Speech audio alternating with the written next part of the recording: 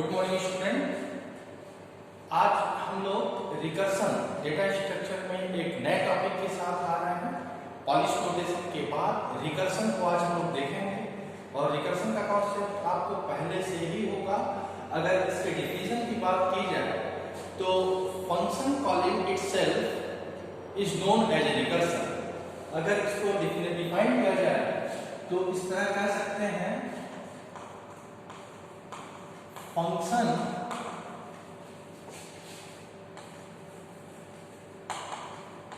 calling itself is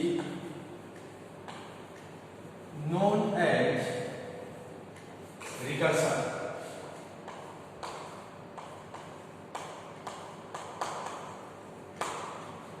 यानी एक function दूसरे फंक्शन को कॉल कर सकता है, ये हम जानते हैं, लेकिन एक फंक्शन अगर खुद को ही कॉल कर रहा है तो हम इसको रिकर्सन कहते हैं। और रिकर्सन में आप कई प्रोग्राम बनाए होंगे, फैक्टोरियल का बनाया होगा, फिबोनाची का बनाया होगा, लेकिन आज हम सबसे बड़े जो फैक्टोरियल रिकर्सन का एग्जांपल है, आज हम उसका एक्सप्लेनेशन करेंगे।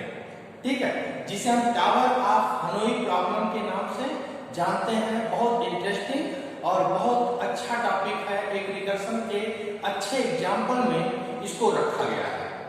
तो आज उसी को हम एक्सप्लेनेशन करेंगे।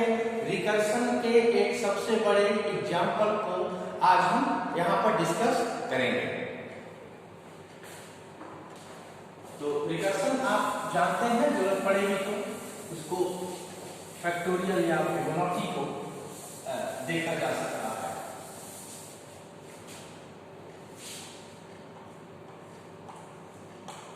टावर ऑफ हनोई प्रॉब्लम, आज इसी टॉपिक पे डिस्कशन हम लोग करेंगे। Tower of Hanoi problem is the example of recursion. Tower of Hanoi problem एक पजल है जिसको हम सॉल्व करेंगे, मतलब एक तरह से खेलेंगे इसके साथ। तो इसके पहले टावर ऑफ हनोई प्रॉब्लम की इनिशिएट यानी शुरुआत कहां से हुई, जरा इस पर हम लोग एक बार एक स्टोरी से चर्चा करते हैं। बहुत सालों पहले, बहुत सालों पहले बनारस में एक टेम्पल है, ब्रह्मा टेम्पल। ब्रह्मा टेम्पल में कुछ पुजारी वगैरह लोग पूजा करते थे। पहले के लोग बहुत सात्विक हुआ करते थे। तो एक पुजारी सुबह भोर में सपना देखा कि ये दुनिया नष्ट हो जाएगी।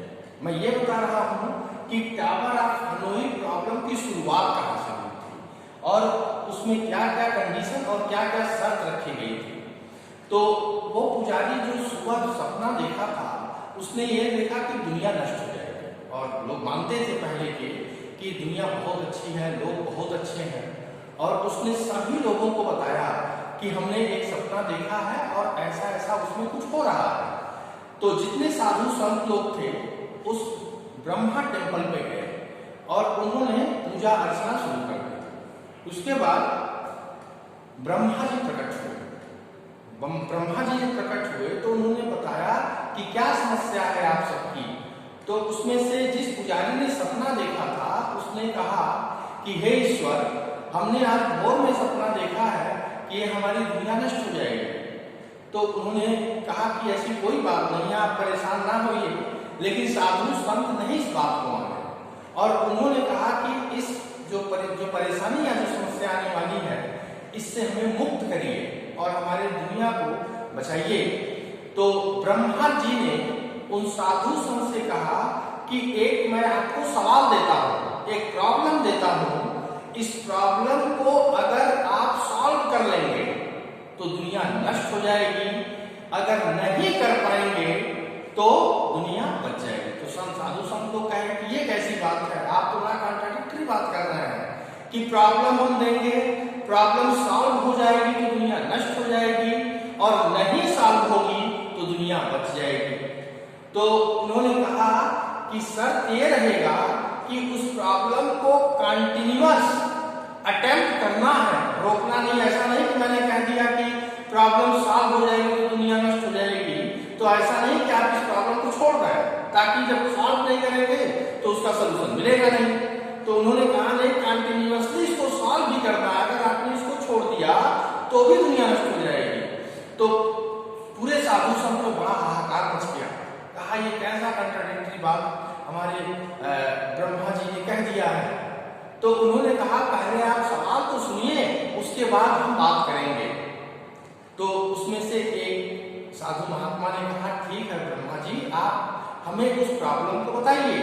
तो उन्होंने कहा कि मैं 3 सोने के खूंटीदार डंडी दूंगा, यानी 3 सोने के खूंटीदार डंडी दे रहा हूं, पाए। और कहा कि ये जो डंडी है इसमें पहले वाले डंडी में मैं 64 सोने गोल्ड के कॉइन डाल दूंगा, 64 सोने के कॉइन डाल दूंगा।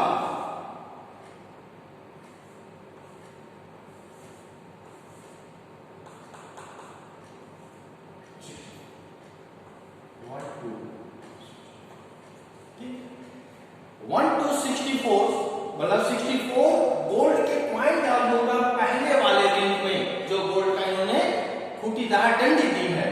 और कहा कि ये जो रिंग है, जो सोने के कॉइन है, इनको इसकी मदद लेते हुए एज इट इज इस वाले डंडी में डाल देना है। लेकिन शर्त रहेगी कि एक समय में एक ही रिंग जाए, मतलब मूवमेंट जो होगा एक समय में एक ही रिंग का मूवमेंट हो और हमेशा टॉप रिंग मूव करेगा, हमेशा जो सबसे ऊपर वाला रिंग होगा वही मूव करेगा। अब बड़े के ऊपर छोटा रिंग आएगा, छोटे के ऊपर बड़ा रिंग नहीं आ सकता है, फाइन। तो ये शर्त रखी। तो साधु संत ने कहा ये तो बड़ा आसान सवाल है, तो उसको तुरंत सॉल्व कर देंगे। तो कहा नहीं, इतना आसान नहीं है। शर्त आप समझ गए कि एक समय में एक रिंग मूव करेगा, यानी डिस्क मूव करेगा, जो 64 गोल्ड कॉइन उसमें डाले गए हैं, एक समय में एक कॉइन मूव करेगा, हमेशा टॉप डिस्क मूव करेगा और बड़े के ऊपर छोटा कॉइन ही आएगा।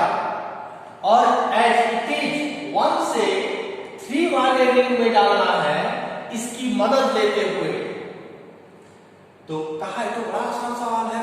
जो साधु संत थे तब ब्रह्मा जी थोड़ा नाराज हुए, कहे कि ये सवाल मैंने दिया है।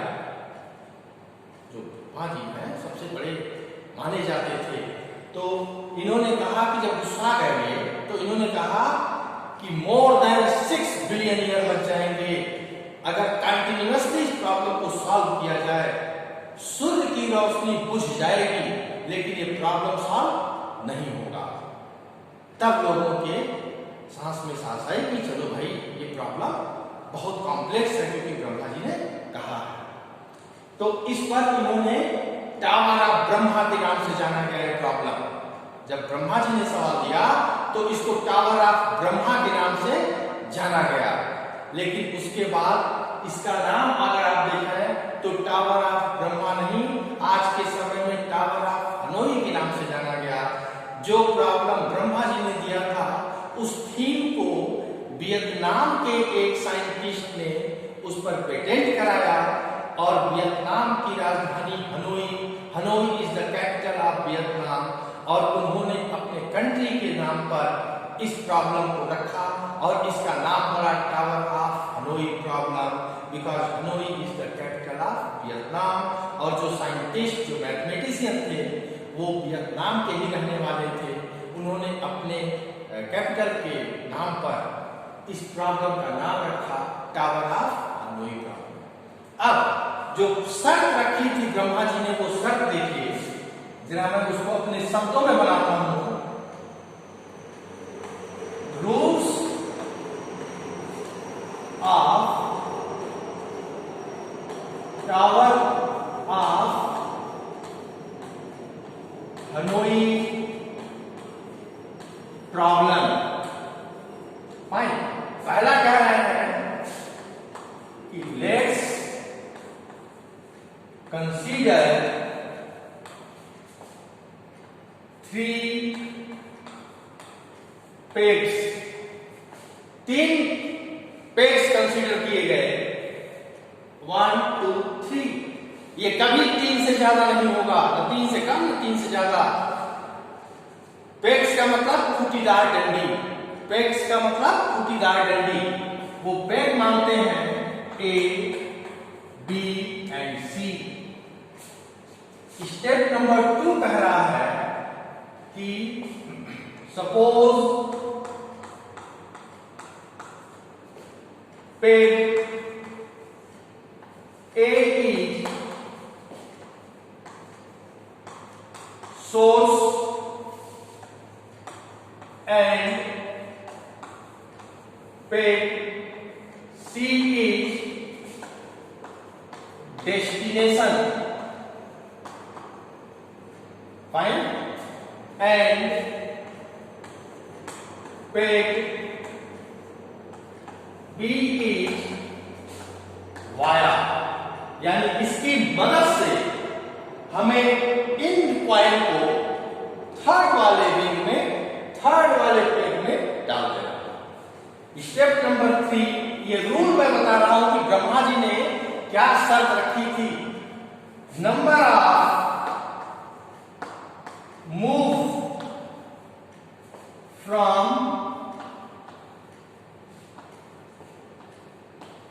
Source A to destination is 2 the power n minus 1। Number of जो पॉइंट थे वो 64 थे, यानी n इक्वल टू 64, तो 2 the power 64 माइनस 1 इतने रोटेशन, इतने मूवमेंट होंगे एज इट इज ट्रांसफर होने में पेग 1 से पेग 3 में इसकी मदद लेते हैं। तो देख लीजिएगा कितने होंगे, ठीक है। यानी ये बहुत इंपॉर्टेंट शर्त रखी थी उन्होंने। और स्टेप नंबर 4 पे अगर आप आ जाएं तो कहा गया था कि only 1 disc can be move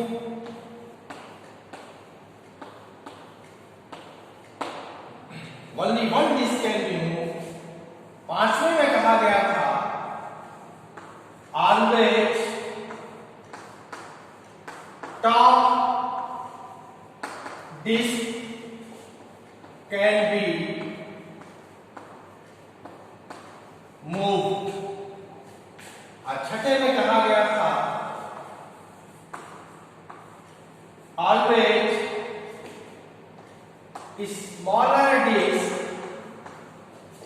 smaller disk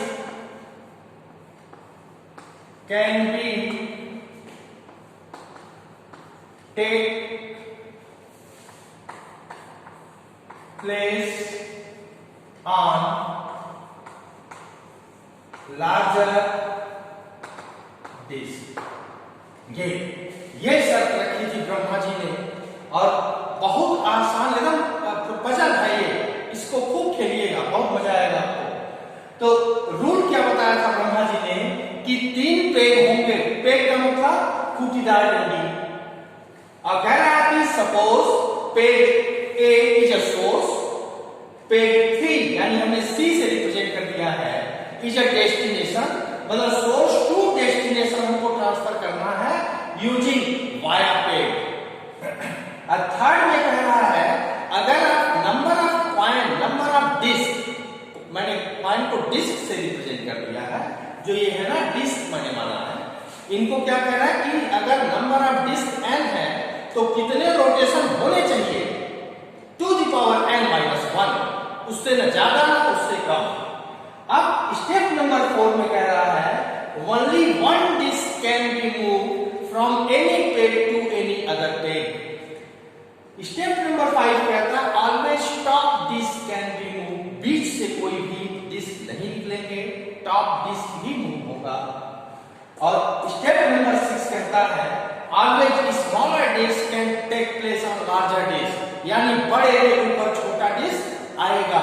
यानी इस स्टेप्स को अगर हम फॉलो करते हैं तो हमारा ये जो मूवमेंट है डिस्क का वो source to destination using via पे हो जाएगा।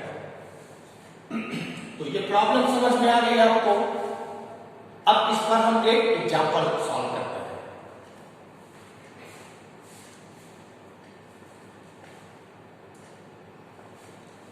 एक एग्जांपल हम लोग देखते हैं जो बड़ा अच्छा लगेगा आपको।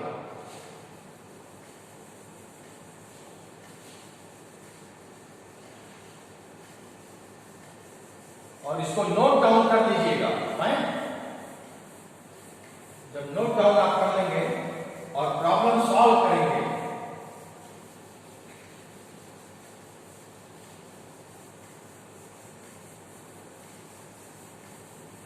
tower of Hanoi problem is very important and very conceptual and very interesting.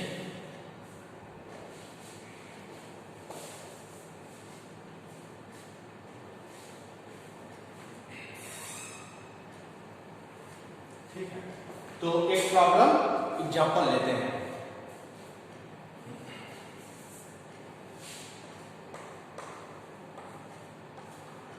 Problem 1, solve the tower of Hanoi problem for n equals to 3 disk। n equal to 3 disk के लिए ये प्रॉब्लम सॉल्व की जाएगी। ठीक है, n equals to 3 disc के लिए। अब इस प्रॉब्लम को जरा ध्यान से देखिए।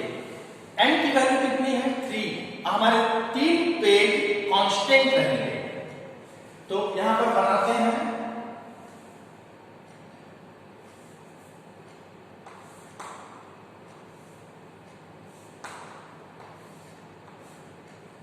ठीक है,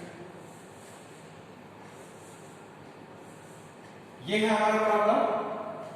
अब हमें क्या करना है, मान लीजिए ये सोर्स है, ये वाया है, ये डेस्टिनेशन है। इस डिस्क को एज इट इज जैसे अरेंज किया गया है ऐसे ही इस डेस्टिनेशन में हमको अरेंज कर देना है। फाइन, इसकी मदद लेते हुए अब मैंने बताया था कि always top disk can be move. अब पहले ये देख लीजिए कि कितने रिंग हैं, कितने डिस्क हैं। n equal to 3। अगर n इक्वल टू 3 है तो नंबर ऑफ रोटेशंस क्या होगा? नंबर ऑफ रोटेशन या मूवमेंट, नंबर ऑफ मूव कितना होगा? Two the power n minus 1, two the power 3 minus 1, 8 minus 1, 7। 7 movement में ये disk as it is destination में आ जाएगा। इसकी मदद लेते हैं। जो शर्त थी ब्रह्मा जी की वो यहां होनी चाहिए कि top disk move, only one disk can be move, always smaller disk can take place on larger disk. बस इतना ही ध्यान रखना है।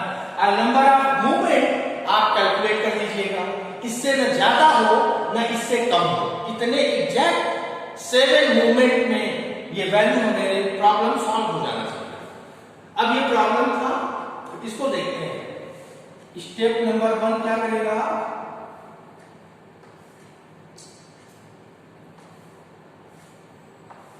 सबसे पहले top disk, source, destination, source via destination. यहां से हमने क्या किया, इस डिस्क को उठाकर यहां रखा। फाइन, यानी क्या बनाया? S2D। इसको लिखते चलिएगा। सोर्स से डेस्टिनेशन हमने डाल दिया है, सबसे टॉप डिस्क निकला है। उसके बाद अगर आप आए तो यहां देखिए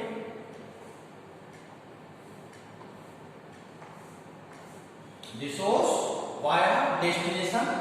अब इस टॉप डिस्क को यहां रखेंगे नहीं, अगर यहां रखेंगे तो छोटे के ऊपर बनाया जो कंडीशन ब्रेक कर जाएगा, इस डिस्क को यहाँ रखना है। तो सबसे बड़ा यहाँ है, 2 नंबर यहाँ है, सबसे छोटा यहाँ है। यानी मैंने कहा रखा सोर्स टू वाया। फाइन। अब स्टेप नंबर 2 भी हमारा ओवर हो गया। स्टेप नंबर 3 पर आइए। स्टेप नंबर 3 में अगर इसको मैं मूव करके यहां ले गया तो छोटे के ऊपर बड़ा जाएगा, कंडीशन ब्रेक हो जाएगा। इसको लेकर यहां गया तो भी छोटे के बड़ा ऊपर आ जाएगा। ये भी नहीं। क्या मैं इसको यहां रख सकता हूं? डेफिनेटली रख सकता हूं। छोटे को उठा के बड़े कर दिया। फाइन। तो ये यहां पर आ गए और यहां पर ये स्थिति बनी और ये खाली, यानी डेस्टिनेशन से वाया पे रखा, डेस्टिनेशन से वाया पे रखा। फाइन। अब यहां देखा जाए, अब थर्ड फोर्थ स्टेप में अगर आता है तो इसको यहां रख दिया जाए, ये खाली है।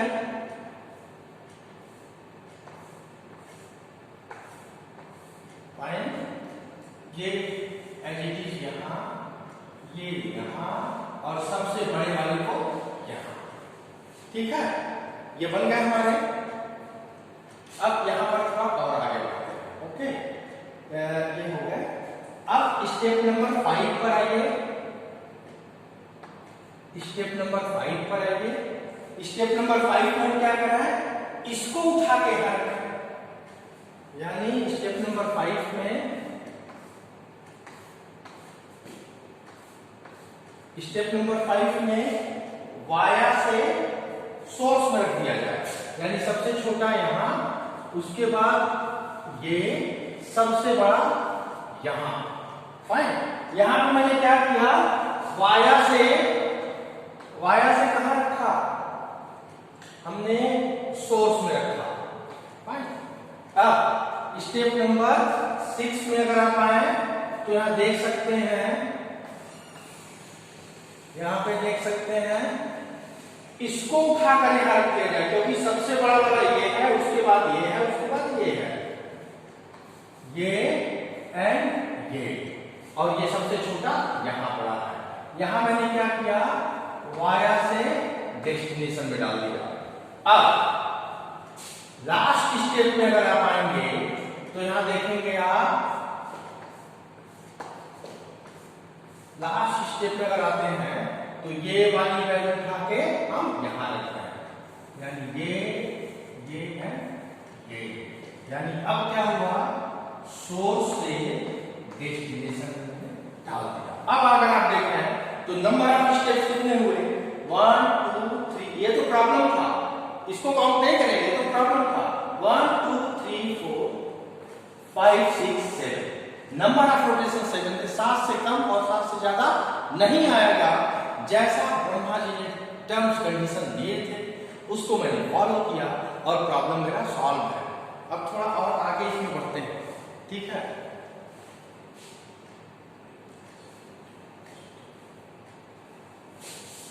अब थोड़ा ध्यान से देखिएगा, क्योंकि थोड़ा प्रोग्रामिंग की भी मैं बात करूंगा।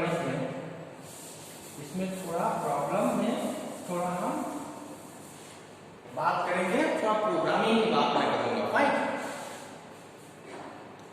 ये प्रॉब्लम आई थिंक आपको समझ में आ रही होगी कि कैसे क्या हो रहा है। ठीक। अब प्रॉब्लम ये देखिए, प्रॉब्लम ये था, 3 डिस्क थे हमारे। 3 डिस्क को उठा के कहां रखना था? डेस्टिनेशन में। यानी 3 डिस्क का सोर्स से डेस्टिनेशन में रखना था यूजिंग वाया। फाइन। यही प्रॉब्लम था हमारा। 3 डिस्क को उठा के डेस्टिनेशन में वाया की मदद लेते हुए। उसके बाद थोड़ा ध्यान दीजिएगा, यहां से प्रॉब्लम में चला है, अगर इन दो स्टेप्स को मैं स्किप कर दूं, हटा दूं, मान लीजिए, बस एज्यूम करिए, तो अगर मैं यहां से कहूं इसके बाद, इस स्टेप्स के बाद ये देखा गया कि जो टॉप 2 डिस्क थे, इनको यहां रखा गया है। इन 2 स्टेप्स को मदद देते हुए ठीक है, इन दो स्टेप्स का मदद लेते हुए अगर इसको हम ना देखें, अगर इसके बाद यहां पर हम आ जाएं तो यहां देख रहे हैं कि इन टॉप डिस्क को उठाकर सोर्स से वाया में रखा गया है। फाइन, यही सबसे महत्वपूर्ण पॉइंट है। इन दोनों को हम अगर अवॉइड करें, स्किप करते हैं और यहां से अगर इस स्टेप में मैं आता हूं तो ये दिखता है कि जो टॉप 2 डिस्क था उसको हमने वाया में रखा है, तो क्या स्थिति बनेगी, 2 डिस्क को सोर्स से वाया में रखा गया है डेस्टिनेशन की मदद लेते हुए। अब इसके बाद इस स्टेप पर आइए, तो इस स्टेप में मैं देख रहा हूं कि जो सबसे बड़ा रिंग था इसको डेस्टिनेशन में रखा गया है, ठीक है। उसी तरीके से 1 कहां गया, source to destination, source to destination using via. Fine, हमने क्या किया, ये दो स्टेप्स को स्किप किया, डायरेक्ट यहां से मैं अगर यहां आऊं, ये सिर्फ प्रोग्रामिंग के लिए थोड़ा मैं कॉन्सेप्ट बनाने की बात कर रहा हूं, रिकर्सिवली हम इसको सॉल्व कैसे करेंगे। तो मैं देख पा रहा हूं कि इन दो स्टेप्स को यहां से यहां रख दिया गया है, जो टॉप 2 डिस्क थे, तो ये बना 2 source to via using destination. अब एक जब डिस्क यहां बचा है, इसको मैंने नेक्स्ट स्टेप में डेस्टिनेशन में डाला हुआ है, तो लिख दिया 1 ring S2D using via. Fine, अब इसके बाद अगर इन दो स्टेप्स को मैं स्किप कर दूं, इन दो स्टेप्स को स्किप कर दूं, तो यहां ये मुझे दिखेगा कि सबसे बड़ा वाला जो डिस्क था उसके ऊपर ये दोनों आ गए हैं। देखिए ये दोनों यहां है, सबसे बड़ा वाला यहां है। अगर इन दो स्टेप्स को मैं उठाऊं तो हटा दूं, तो ये देखा जा रहा है कि इन दो स्टेप्स को उठाकर इस पे रखा गया है, इस स्टेप पर। ऐसा ही तो हुआ है, ये सबसे बड़ा, इनको उठाकर यहां रखा गया है, तो ये स्थिति बन गई। यानी मैं ये कह सकता हूं क्या, 2 डिस्क को उठाकर वाया से डेस्टिनेशन में रखा गया है यूजिंग सोर्स।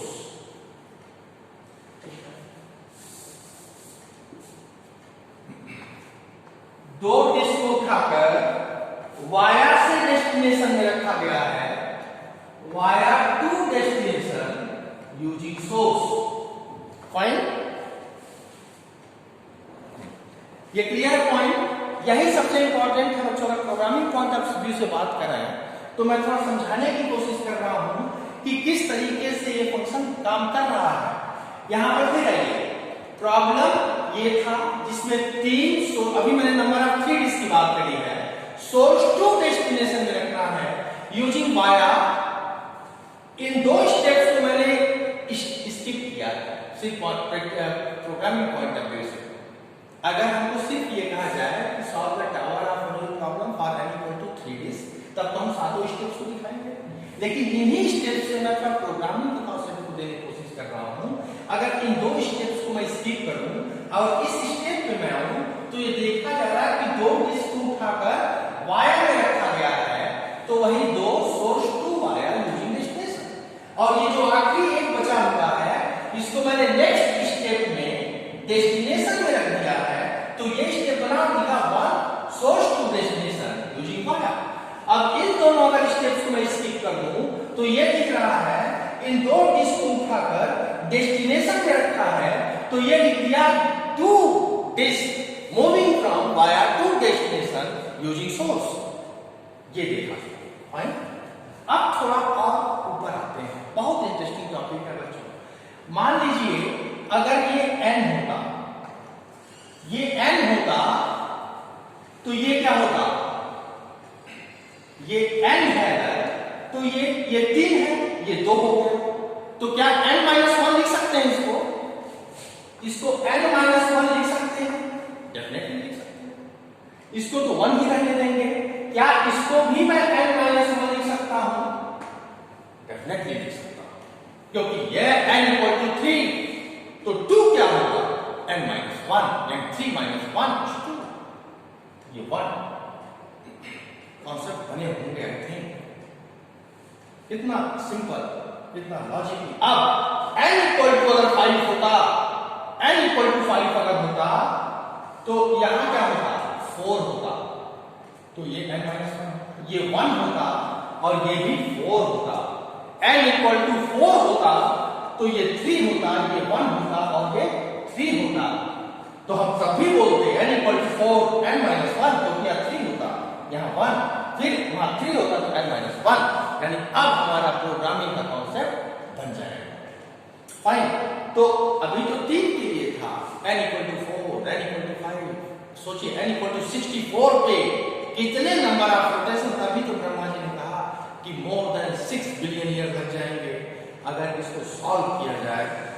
सूर्य की रोशनी बुझ जाएगी लेकिन प्रॉब्लम सॉल्व नहीं हो सकती। बहुत ही इंटरेस्टिंग, बहुत ही कॉन्सेप्चुअल, और इस पे काम जरूर करिएगा। फाइन, अब थोड़ा प्रोग्राम पे आते हैं कि प्रोग्रामिंग कैसे इसकी बनेगी। ये फंक्शन आपको क्लियर हो गए।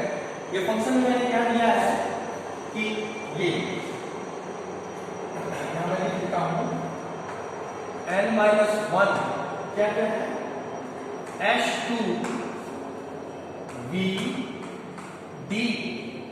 फिर यही 3 स्टेप है। जब फंक्शन कॉलिंग होगी तो इसी पर काम करेंगे, क्योंकि ये जो स्टेप मैंने लिखा है हर नंबर ऑफ डिस्क के लिए काम करेगा ये। फाइन, तो मैं इसको लिख लेता हूं और इसी से आपको थोड़ी प्रोग्रामिंग को बताने की कोशिश करूंगा। 1 क्या है, source to destination using via, और इस अगर स्टेप में आए तो 2 via destination using source. Fine, ये 3 स्टेप मैंने लिख दिया। अब प्रॉब्लम कितना भी हो, n इक्वल टू 10 हो, तो भी वो इसी पे काम करेगा। थोड़ा और आगे बढ़ते हैं और प्रोग्रामिंग के कॉन्सेप्ट को देखते हैं।